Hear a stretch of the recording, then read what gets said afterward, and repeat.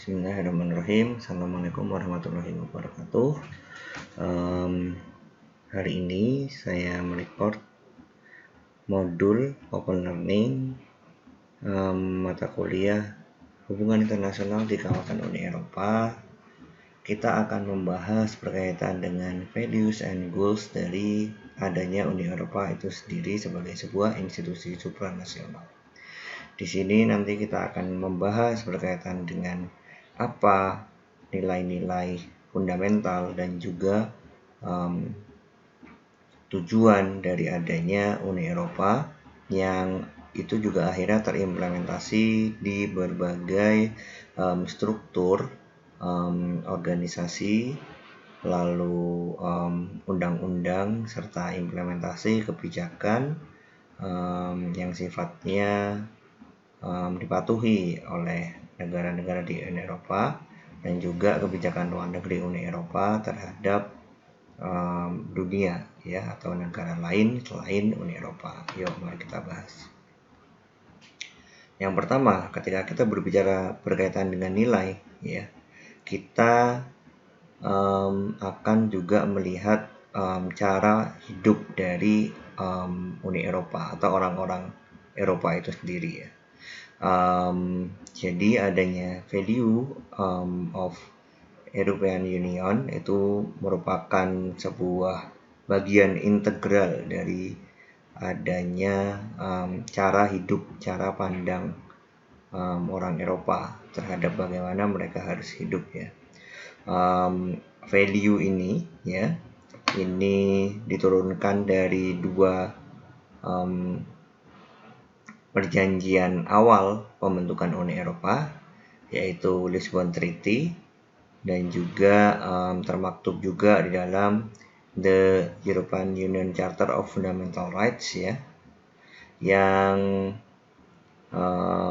secara umum ya nilai-nilai dari Uni Eropa ini semuanya sudah dipatuhi dan juga diilhami ya oleh banyak negara-negara dan komunitas sosial yang ada di negara-negara tersebut ya. Apa saja value itu ya? Ada inklusivitas, toleransi, justice ya, solidarity dan non-discrimination. Ini merupakan nilai-nilai yang diilhami oleh Eropa ya, masyarakat Uni Eropa yang termaktub juga di dalam undang-undang dan juga perjanjian-perjanjian awal dari pembentukan Uni Eropa sendiri. Nah, penting sekali kita memahami nilai-nilai dan juga cara pandang hidup orang Eropa untuk kita bisa memahami Uni Eropa secara keseluruhan. Kenapa demikian? Karena nanti nilai-nilai inilah yang akan menjadi landasan berkaitan dengan berbagai kompleksitas dan juga dinamika yang terjadi di Uni Eropa berkaitan dengan kebijakan-kebijakan, pembuatan keputusan, hukum-hukum yang berlaku, dan juga berbagai cara mereka untuk menyelesaikan permasalahan-permasalahan yang ada di dalam institusi ini ya. Nilai-nilai inilah yang saya bilang tadi juga merupakan sebuah bagian integral dari adanya cara pandang atau cara hidup Uni Eropa ya. Cara pandang itu ada 6. Sini bisa teman-teman lihat ya, ada human dignity, freedom, democracy, equality, rule of law, and human rights ya. Ini merupakan cara pandang, cara hidup, filsafat hidup dari orang-orang Eropa ya. Nah, kita akan bahas satu-satu, terutama human dignity ya. Human dignity is inviolable. It must be respected, protected, and constitutes the real basis of fundamental rights ya. Jadi adanya penghargaan terhadap manusia ya, atau penghormatan terhadap manusia ya, itu menjadi sebuah hal penting sekali ya dari nilai-nilai atau cara pandang hidup Eropa terhadap manusia ya. Jadi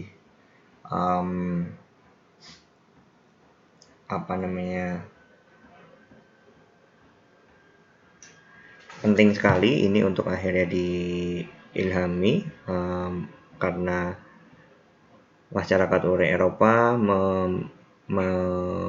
menganggap ya bahwa penghormatan terhadap manusia itu menjadi salah satu hal yang harus atau penting sekali ya untuk untuk dihormati, dilindungi ya, karena itu merupakan hak-hak yang paling utama menurut mereka. Yang kedua adalah freedom atau kebebasan ya. Freedom of movement gives citizens the right to move and reside freely within the union. Individual freedoms such as respect for private life, freedom of thought, religion, assembly, expression, and information are protected by the European Union Charter of Fundamental Rights ya. Jadi yang kedua adalah kebebasan ya. Kebebasan untuk apa? Ya, kebebasan untuk bisa melakukan apapun yang diinginkan ya, bergerak sebebas mungkin ya, menjadi masyarakat di negara manapun di negara-negara anggota Uni Eropa itu menjadi sebuah hal yang dilindungi ya. Selain itu penghormatan terhadap kehidupan pribadi ya, kebebasan berpikir,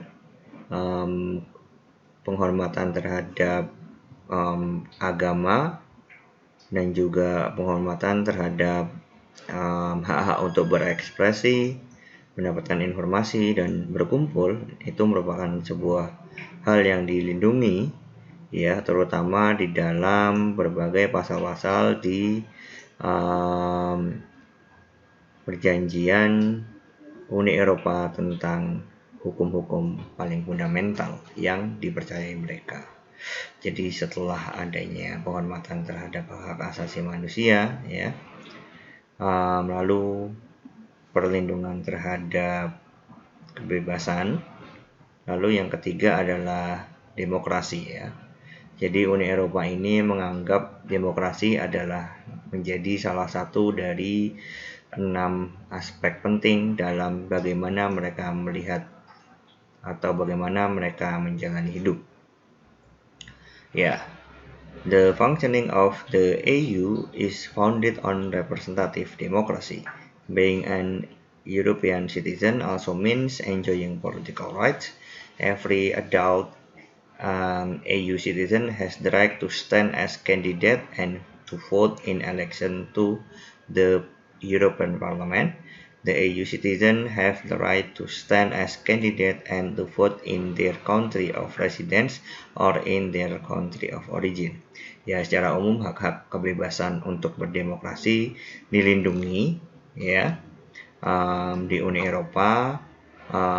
Entah itu hak untuk menjadi kandidat untuk dipilih atau untuk memilih ya di dalam sebuah pemilu yang nanti diadakan beberapa tahun sekali ya. Jadi para masyarakat Uni Eropa dijaga, dilindungi haknya ya, bahkan mereka bisa masuk ke parlemen ya jika mereka mampu dan mereka dipilih oleh masyarakat yang lainnya. Oke, lanjut yang keempat yaitu equality ya. Equality is about equal rights of all citizens before the law ya. Jadi ada aspek hukum di sini. Equality itu adalah kesetaraan. Jadi masyarakat Eropa memandang bahwa kesetaraan itu adalah hal yang penting ya, terutama di mata hukum ya, before the law. The principle of equality between women and men underpins all European policies and is the basis of European integration ya. Jadi prinsip-prinsip kesetaraan antara wanita dan juga pria ya itu merupakan basis dari kebijakan-kebijakan Uni Eropa dan juga basis dari adanya integrasi Uni Eropa di awal mulanya ya. Jadi kita bisa melihat seberapa pentingnya kesetaraan ya yang memang dijunjung tinggi oleh masyarakat Uni Eropa. Bahkan itu menjadi basis fundamental dari pembentukan Uni Eropa itu sendiri ya. It applies in all areas ya. Ini juga akhirnya berlaku di banyak aspek ya. Bahkan ada prinsip-prinsip berkaitan dengan kesetaraan pembayaran, kesetaraan bekerja ya. Berbagai hak kesetaraan itu juga merupakan salah satu bagian yang dibahas di Perjanjian Roma tahun 1957 ya.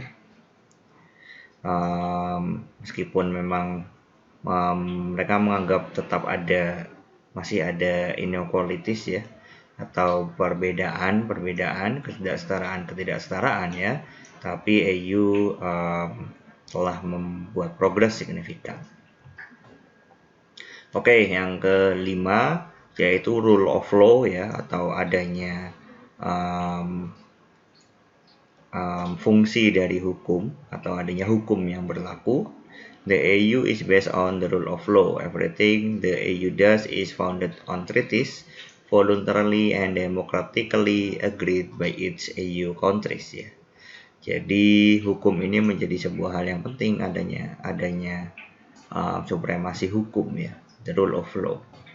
Apa yang dilakukan oleh EU dari dulu sampai sekarang ya, itu dibuat berdasarkan perjanjian ya, yang secara voluntarily ya, secara sadar dan secara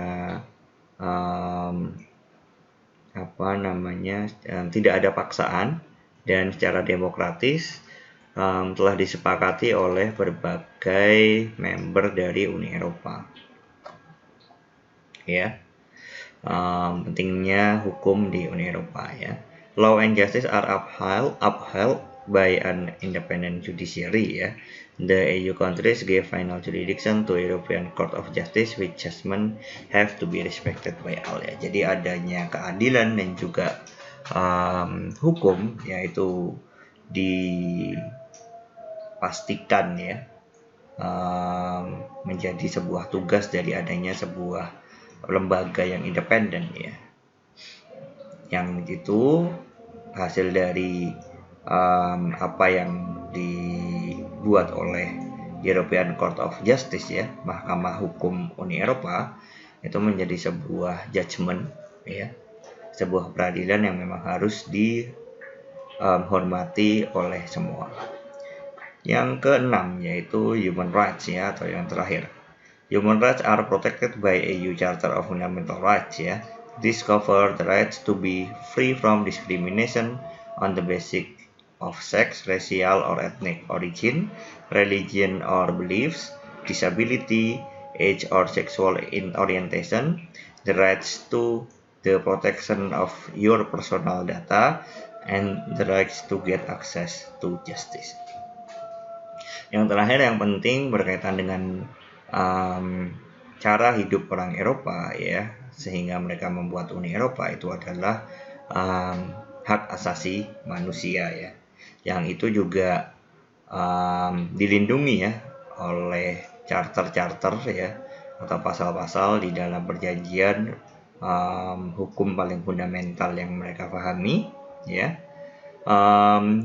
Human rights atau hak asasi manusia itu juga mengcover ya hak-hak untuk bebas dari berbagai diskriminasi dalam berbagai konteks ya, bisa itu basic of sex ya, atau orientasi seksual, racial or ethnic origin ya, berdasarkan ras dan juga etnis, religion or beliefs, berdasarkan apa yang dipercayai dan juga agama ya yang mereka percayai, disability, hak-hak untuk orang-orang yang penyandang disabilitas, age or sexual orientation ya, umur dan juga orientasi seksual ya, the rights to the protection of your personal data ya, bahkan hak-hak untuk dilindungi data-data pribadinya ya, dan juga hak-hak untuk mendapatkan akses terhadap keadilan. Nah, ini menjadi sebuah hal yang penting. Nah, di sini teman-teman kita lihat ada yang menarik sekali ya. Jadi ada beberapa hak-hak yang mungkin masih bisa diperkuat ya dalam konteks Indonesia. Salah satunya the rights to the protection of personal data yang menurut saya masih sangat lemah ya. Apa yang dimiliki Indonesia berkaitan dengan proteksi terhadap personal data.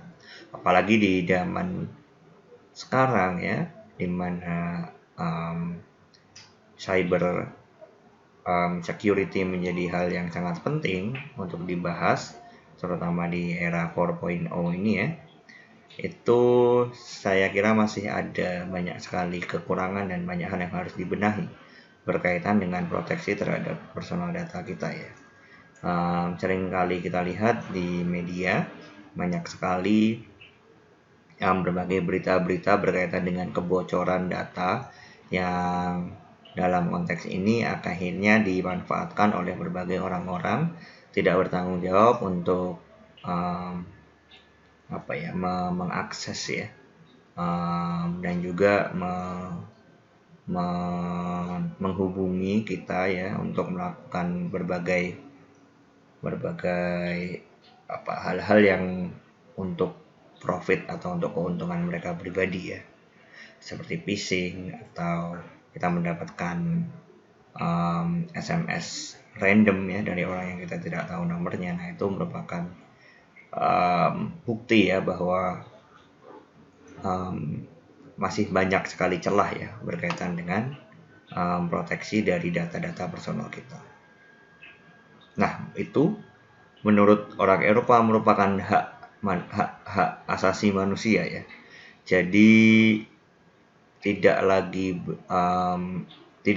dipandang tidak seperti kita ya. Kalau data pribadi mungkin kita masih menganggapnya itu sebagai sebuah data personal saja ya. Kalau misalnya di Uni Eropa mereka menganggap itu jauh lebih penting ya. Bahkan itu merupakan hak-hak fundamental, hak-hak penting, hak-hak mendasar yang juga menjadi bagian dari adanya human rights ya, atau hak asasi manusia.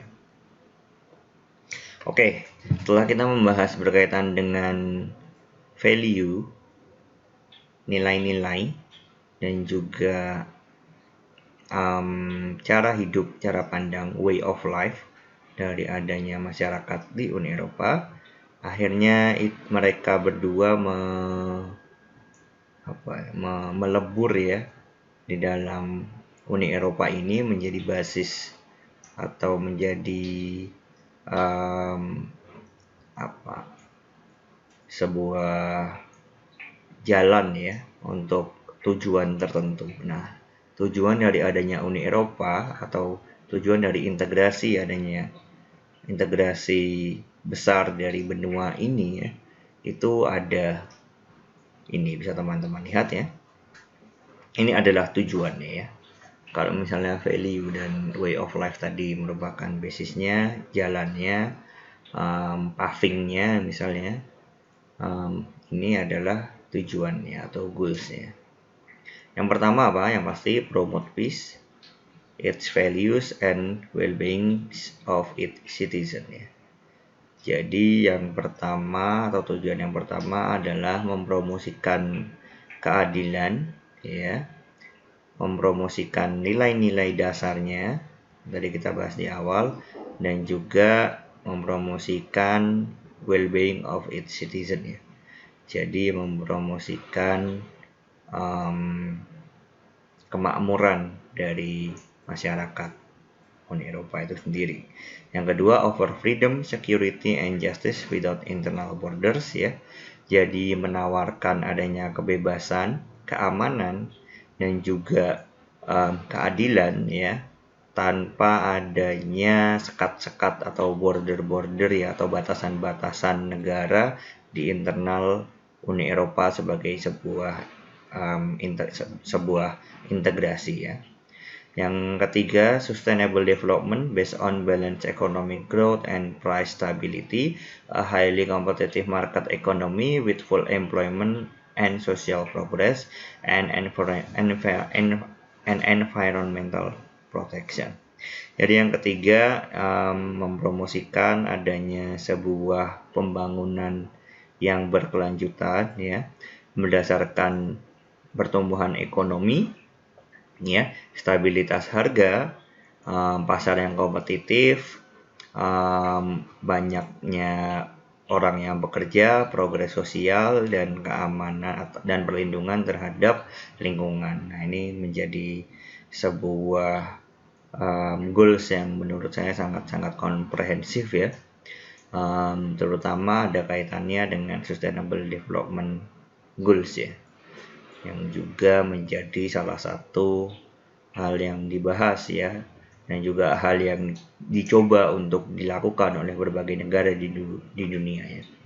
Lalu yang keempat, combat social exclusion and discrimination ya, melawan eksklusi sosial ya, dan juga diskriminasi sosial. Yang kelima, promote scientific and technological progress ya, mempromosikan adanya progres di bidang teknologi dan sains ya. Yang ke-6, enhance economic, social and territorial cohesion and solidarity among EU countries ya. Jadi memperkuat kerjasama dan solidaritas di bidang ekonomi, sosial dan teritori ya, dari each member state.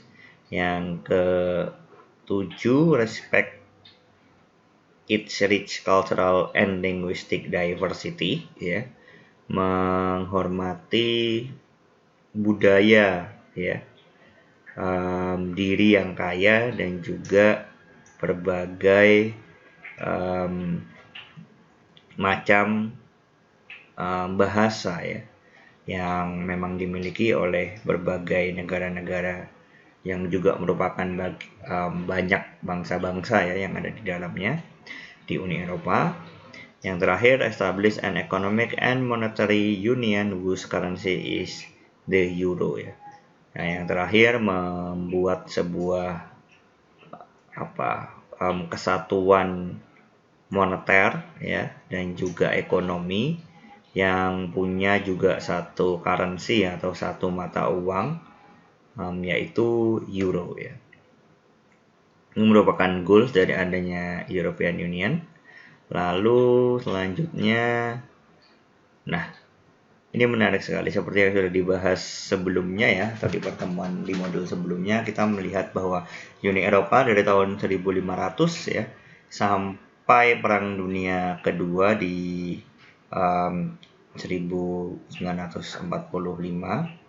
itu menjadi sebuah negara yang memang ia mengalami berbagai ups and down ya, dan cenderung downnya lebih banyak. Down di sini maksudnya perang ya.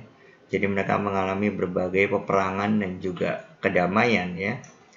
Bisa teman-teman lihat ini ya, di tahun 1500 sampai tahun 1800 ya, teman-teman lihat bahwa mereka melakukan berbagai peperangan atau ada constant war ya, yang terjadi di antara negara-negara di Uni Eropa. Tapi mulai ke sini ya, mereka mulai mencoba untuk merubah paradigma yang mereka pahami ya. Jadi nilai-nilai tadi ya itu merupakan sebuah nilai yang memang dibuat ya, tidak dari dulu ada ya, dan diilhami dari dulu, tapi memang secara berangsur-angsur dibuat untuk kebaikan bersama. Nah, akhirnya dari awal pembentukan Uni Eropa sampai sekarang ya sudah 70 tahun mereka tidak berperang lagi satu sama lain ya. Yang itu juga berarti bahwa Uni Eropa itu sudah sukses untuk akhirnya mengganti paradigma mereka sering berperang ya, dengan berbagai metode-metode untuk bisa menjaga atau mempromot adanya peace ya, atau adanya kedamaian. Nah, tapi bagaimana cara Uni Eropa melakukannya? Yang pertama, mereka mengubah ya integrasi politik, atau bukan integrasi, maksudnya merubah berbagai cara pandang yang atau hubungan satu sama lain negaranya yang sifatnya politis itu menjadi sebuah integrasi ekonomi. Jadi perang yang merupakan aspek-aspek politik atau yang memang hubungan antara negara-negara di Uni Eropa yang memang sifatnya dari awal adalah politik ya, itu dirubah ya dengan pembentukan berbagai komunitas-komunitas ekonomi ya. Itu juga seperti yang dibahas di modul sebelumnya, itu juga berkaitan dengan titik kulminasi ya dari adanya dinamika peperangan yang terjadi di antara negara-negara di Uni Eropa di Perang Dunia Pertama dan puncaknya Perang Dunia Kedua ya. Itu seakan membuat negara-negara di Uni Eropa itu sudah jengah ya, sudah lelah ya. Jadi misal hubungan antara Inggris dan Prancis ya, yang dari dulu kita lihat mereka sering kali berperang ya, dan nah itu diubah cara pandangnya ya. Akhirnya membuat sebuah komunitas ekonomi ya. Ya, itu terjadi ya pasca Perang Dunia Kedua, bisa teman-teman baca ya. Yang dilakukan pertama adalah foster economic cooperation ya, atau menumbuhkan ya adanya kerjasama ekonomi ya, dengan ide ya negara-negara ya that trade with one another become economically interdependent and so more likely to avoid conflict ya, dengan ide dasar di mana kalau ya ada kerjasama yang saling menguntungkan di antara negara-negara, negara satu dan negara lain, maka mereka akan cenderung ya untuk menghindari konflik. Kenapa? Karena kita bekerja sama saja kita untung gitu, ngapain kita nyerang mereka. Nah, itu merupakan sebuah ide awal ya. Kalau misalnya di modul kedua kalau tidak salah, ini merupakan perspektif, teman-teman ulang di modul ada perspektif liberal ya, dengan teori dari Immanuel Kant, yaitu the democratic peace theory ya. Jadi foster economic cooperation ya, terus make democratic process in their own countries ya, dan lain sebagainya ya. Lalu ya hasilnya adalah the result was the European Economic Community (ECC) created in 1958 and initially increasing economic cooperation between 6 countries ya. Lalu awal mulanya 1958 ya diinisiasi ya. Ini sedikit mengulang sih, nggak apa-apa, dengan 6 negara. Lalu selanjutnya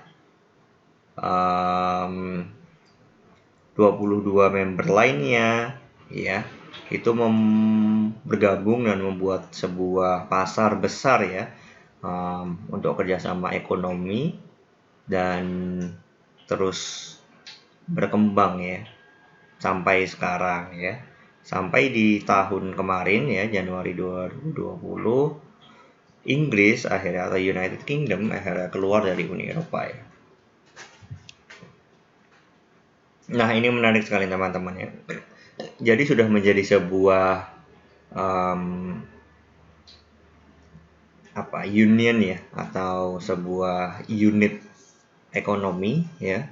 Tapi karena banyak sekali dinamika yang terjadi di dalamnya ya, maka perlu untuk unit ekonomi ini berubah ya, karena aspek-aspek yang dilindungi ya ternyata tidak hanya ekonomi, tapi berbagai aspek sosial, aspek politik ya, hukum, bahkan budaya ya, itu ternyata perlu untuk juga dibuatkan kerjasamanya.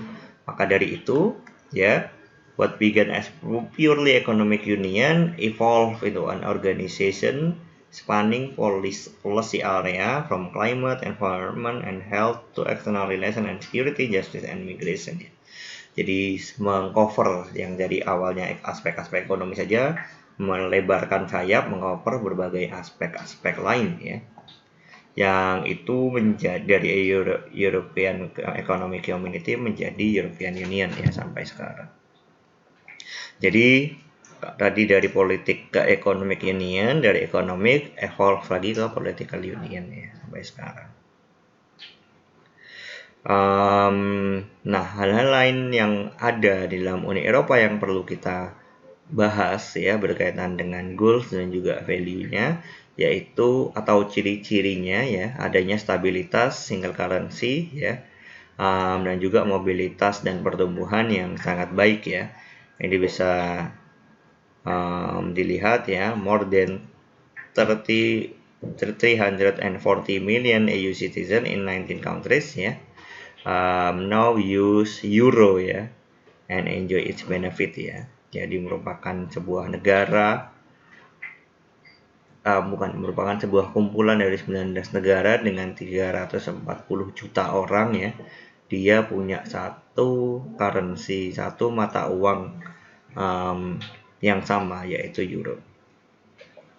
Itu yang pertama, the abolition of border control between EU countries make people can travel freely throughout most of the continent. Ini yang sangat-sangat menyenangkan ya menurut saya. Jadi adanya penghilangan terhadap border-border atau batasan-batasan negara di berbagai negara di Uni Eropa membuat masyarakat, orang-orang yang ada di sana bisa dengan bebas ya berjalan-jalan ya, atau bertempat tinggal di berbagai negara di benua ini ya. Dan ini membuat kehidupan, pekerjaan, dan juga berbagai perjalanan ke luar negeri menjadi lebih mudah. Lalu, all EU citizens have the rights and freedom to choose in which EU country they want to study, work, or retire. Every EU country must treat EU citizen in exactly the same way as its own citizen for employment, social security, and tax purposes ya.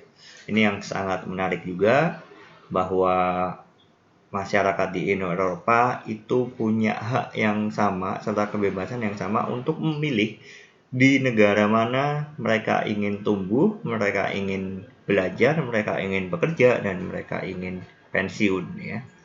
Dan ada perintah untuk negara-negara ya yang ditinggali ya untuk memperlakukan masyarakatnya dengan cara yang sama dengan memperlakukan masyarakatnya sendiri.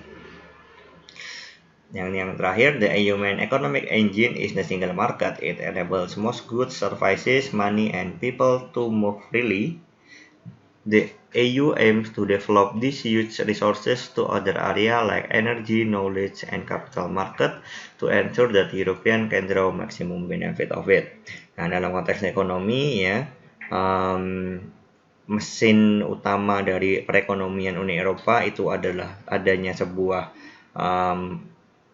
pasar besar ya yang terintegrasi di antara 19 negara itu, yang membuat banyaknya barang, jasa, uang, dan masyarakat itu bisa terdistribusi dengan mudah tanpa adanya pajak-pajak yang diperlukan untuk masuk ke negara-negaranya ya. Lalu EU mencoba atau berusaha untuk mengembangkan ini ya di aspek-aspek lain seperti energi ya, pengetahuan, teknologi, dan juga modal ya untuk bisa mendapatkan berbagai keuntungan maksimal ya yang dirasakan oleh masyarakat Uni Eropa.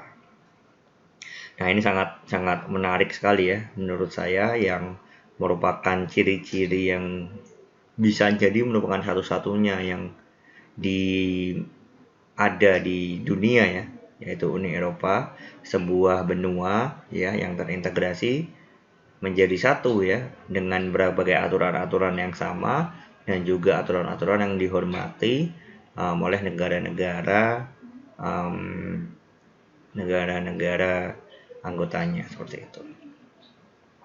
Lalu Uni Eropa merupakan sebuah institusi yang transparan dan demokratis ya. Ini merupakan aspek-aspek dasarnya ya. Jadi fokus EU masih membuat atau menjaga institusi pemerintahannya itu menjadi lebih transparan dan lebih demokratis ya. Berbagai kebijakan-kebijakan juga taken as openly as possible and as closely as possible to the citizen ya. Berbagai kebijakan ya yang dibuat itu mereka coba untuk bisa dibuka ya aksesnya sebesar-besarnya dan juga sedekat-dekatnya terhadap masyarakat ya. Terus ada dalam konteks demokratik ya, ada bagian porsi yang cukup besar ya yang diberikan more power ya, diberikan terhadap Parlemen Eropa ya, di mana masyarakat yang ada di Uni Eropa itu bisa masuk di dalam itu ya dan berkontribusi ya untuk menyuarakan berbagai ide-ide dan juga kebijakan-kebijakan ya bersama dengan adanya institusi Eropa yang lainnya. Jadi adanya porsi besar yang diberikan kepada masyarakat Eropa untuk bisa masuk ke situ dan untuk menyuarakan apa-apa saja yang dimiliki. Lalu the EU governed by the principle of representative democracy with citizens directly represented at union level in the European Parliament and member states represented in the European Council and the Council of the EU. Nah, ini menarik sekali bahwa masyarakat secara umum ya bisa berkontribusi sejajar dengan representasi dari negara.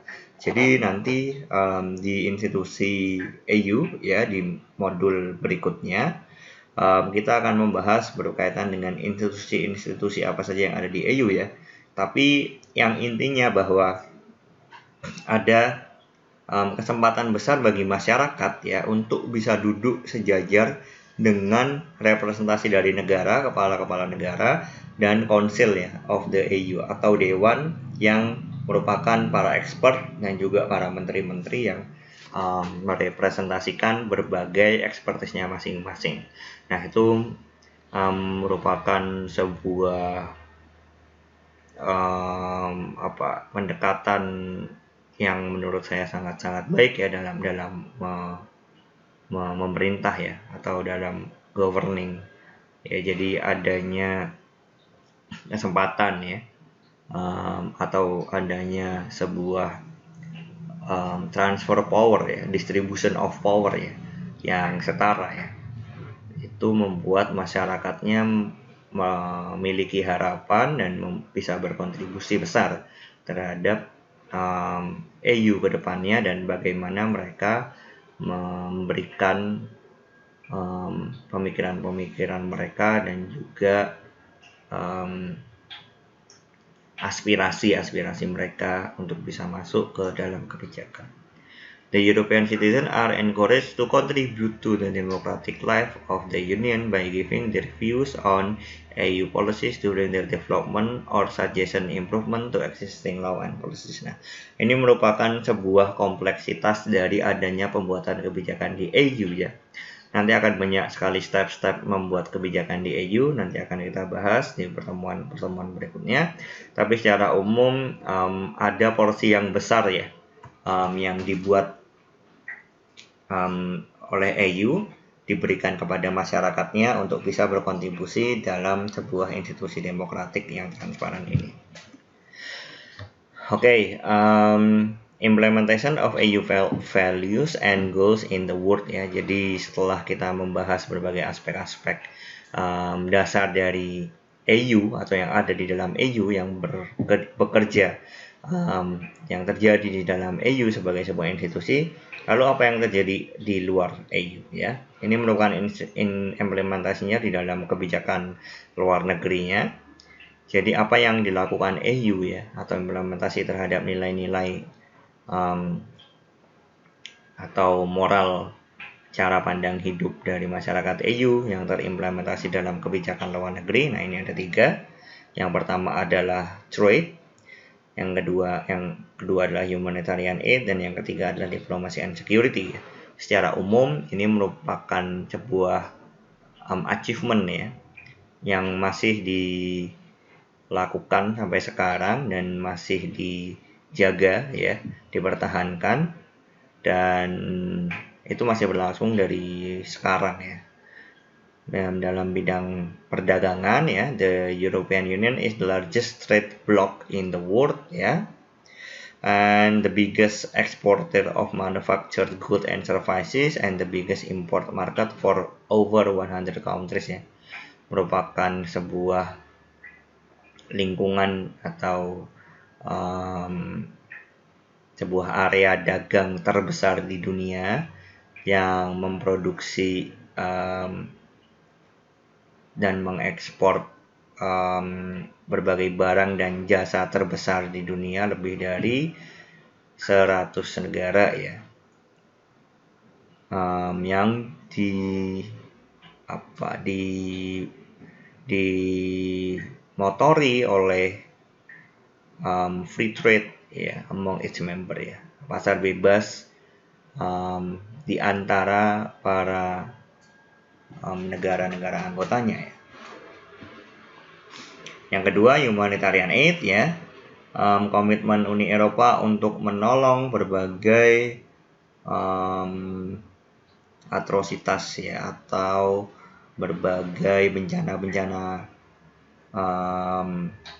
yang dibuat manusia ataupun yang bencana alam ya, itu sudah dilakukan ya. Tercatat sudah lebih dari 120 juta orang disupport ya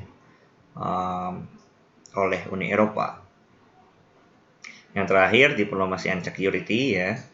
Uni Eropa menganggap bahwa mereka memiliki peran yang penting dalam diplomasi untuk